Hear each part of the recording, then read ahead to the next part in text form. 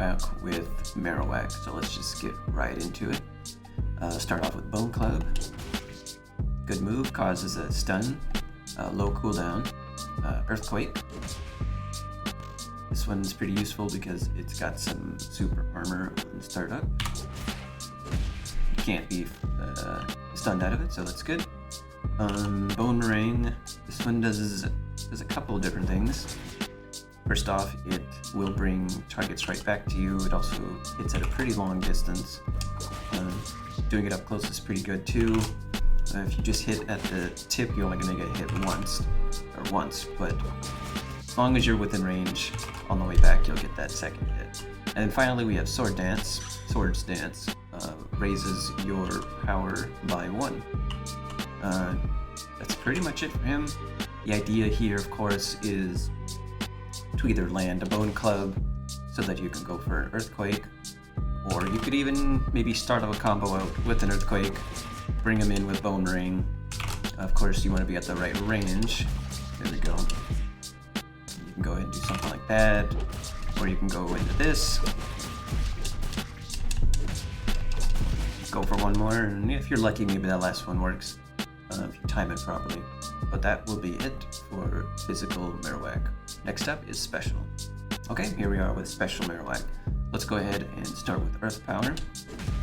Very similar to Earthquake, but instead this one lands at a range, and it does not give you the same super armor that Earthquake does, so you have to be a little more careful with it. But if you try it too close, it just flat out misses. Alright, then we have Focus Blast. Aldino is weak to it, so it's double damage, but if you land it, it actually lowers your defense stage. Very good move to hit.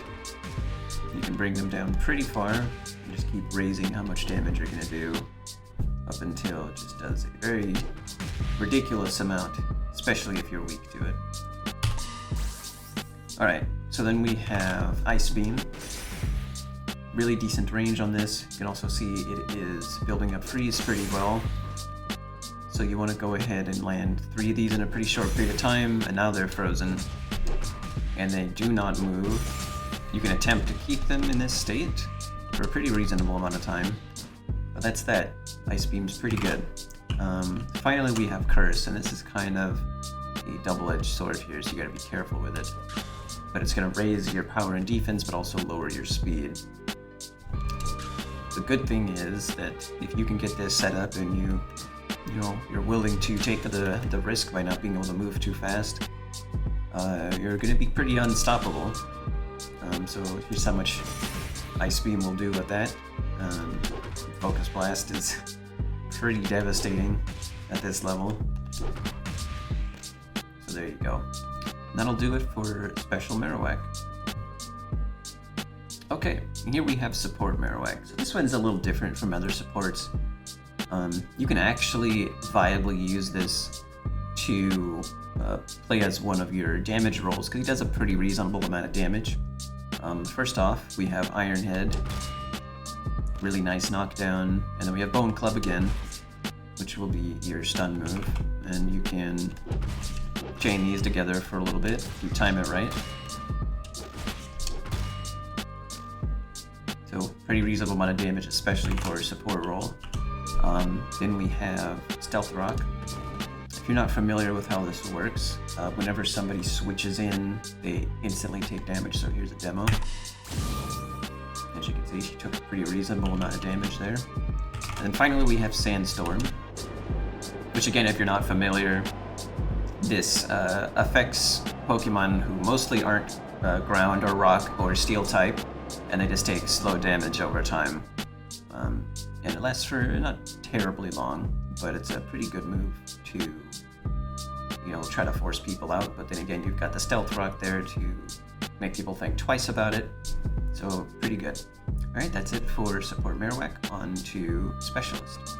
Alright, and last up we have Specialist Marowak. I would consider this to be probably the riskiest character moveset of them all. We'll go over why a little bit later in this one.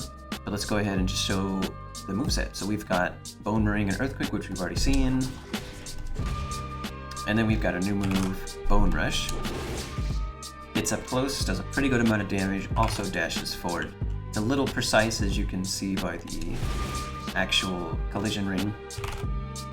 But it's still not terribly hard to land, it's pretty quick. And then finally we have Belly Drum, and this is what makes this moveset so risky. Once you activate it, cuts your life in half, but also maximizes your power level to +6 immediately.